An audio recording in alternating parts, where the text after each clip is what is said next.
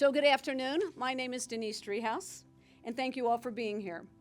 Today we officially open the new Emergency Management Operations and 911 Communications Facility. Big thank you and shout out to Andy Knapp and to Nick Crosley. As many of you know, these two were in facilities that really didn't suit the gravity of the jobs that they and the employees were doing in their departments. So we are pleased to be here in honor of the facility, but really in honor of the work that is going to happen in this facility. It's bright, it's big, it provides room for somebody that's stressed out from a 911 call to take a minute, decompress, and then go right back to work. It's a project that's been years in the making and one that reflects our commitment to safety, strength, and resilience for everybody in the community that we serve. It is a delight to be here, and it's my pleasure to introduce my colleague, the Vice President of the County Commissioner, Commissioner Samaru Dumas. It's been my vision to have more services out in this area and not just within the city of Cincinnati limits. I want to pause and focus on the people who will work in this building. Hamilton County's telecommunicators and emergency management professionals carry an enormous responsibility. They guide residents through some of the hardest and most frightening moments of their lives, and they do it with professionalism, calmness, and deep compassion. Today, we honor their dedication by providing the kind of workspace that truly reflects the essential role that they play in keeping Hamilton County safe and prepared. Now, this time I'd like to introduce my colleague, Commissioner Reese. Thank you. Today is a big day. It's a big day for safety, bringing all of 49 municipalities together in a collaboration with this new Hamilton County facility. But I want to share that when I first got elected, Andy said, I got a big tour for you. And I went out and I toured and I saw those working 911 and all the things that they had to do to keep our county safe. At the same time, they had to talk people down and talk people off a ledge and keep everything together and stay calm. But when I saw the facility, I said, well, where are you taking me now? Went through this dark corner, that dark corner. He said, now this is where they have lunch. I said, oh, no.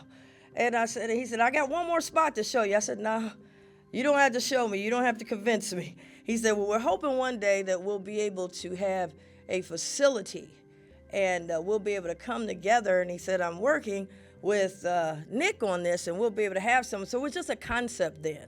But I want to thank our board because we went from a concept working with the administrator and Nick and Andy, and we went from a concept to reality. Next, we've got Administrator Aludo. Thank you, Commissioner.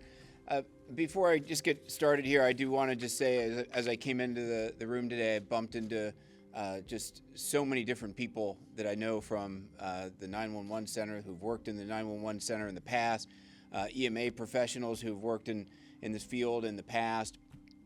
And I just want to say individually to each and every one of you who are here today that it is the legacy of service that you instilled in this organization that make this possible today. So all the benefits of employees and people who are going to be enjoying this facility and serving the public through this facility, it's only happening because of the work that you all did. So thank you for that. I also want to recognize our partners at EMA and the 911 Communications Center. I know from endless discussions with Andy and Nick that their staff spent countless hours just navigating the complexities of this facility and honing what this facility was going to look like and how it was going to operate to make sure that it met the needs of the people who would work here. The project reflects what happens when leadership, collaboration, and commitment come together. So today we're proud to open a facility that will serve our residents for decades to come. And with that, I'm going to turn it over to, I believe I'm turning it over to Director Andy Knapp. Andy? Well, thank you, Jeff. Thank you, commissioners.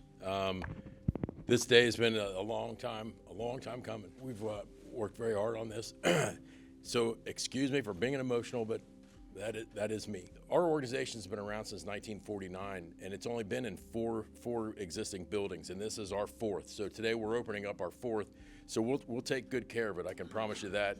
The last guys didn't ask for a building. It was 1970s that they came to you asking for a building. So we'll try to make this one last just as long. But it's incredibly important for me to provide a workspace that's appropriate for the type of work that we're doing here. The voices that echo in our minds after years and years and years of taking these calls, what we really need to do is take much better care of our employees to make sure that once they give to the organization, that the organization can continue to take care of them. And this technology that we have here is second to none. And the technology that we need to do the job is incredibly complicated. The public expectation for finding their location has really just exploded our industry into the need for an incredible amount of equipment. And just know that this is going to be a great space for our folks. And I can't thank you enough for your support of this project. Jeff, the entire administration for the support of it. I would echo also the contractors, the architects that did this. They're all incredible professionals that could really guide us. Nick and I, outside of our own residential homes, I don't think we've ever built a home or a place like this on our own. And so we really needed that hand-holding and that guidance and that wisdom that when we thought we wanted to put something wherever, they say, hey, you really want to do that because of this. And so it was just phenomenal to have that support and that backup. So with that, I know you didn't come here to listen to me, but please, thank you, and take the time to wander through the building and just kind of take in and appreciate what we're going to be moving to. We're going to move sometime, the 911 operation will probably move sometime the first week of January. It's going to be a very strategic and a very tactical move for us. And we're not going to do that until that time is exactly right, and we'll keep you posted on how that goes. Last thing in the world I want to do is interrupt the service to our citizens or to the police and fire professionals that we support. So good afternoon. For those of you who don't know me, my name is Nick Crossley. I've been the director here in Hamilton County for just short of 11 years. I came out in February 1st of 2015 from Northern California. It was quite the shock driving through the snow on Beekman. But it's been literally the best career move of my life. I can remember in 2015 talking to the Municipal League in a basement room of St. Bernard and talking about my vision for what we wanted to do as a program. And one of the elected officials from one of my 49 communities said, "What's this going to cost us?" And I said, "Well, ma'am, the good thing is you've already paid for it." So, and then I next met with, when I wanted to talk election security, with Sherry Poland. And her response, after I went through the list of things that we could help her with and make elections stronger and safer, she said, "I'm sorry, who are you again and how long have you been around?"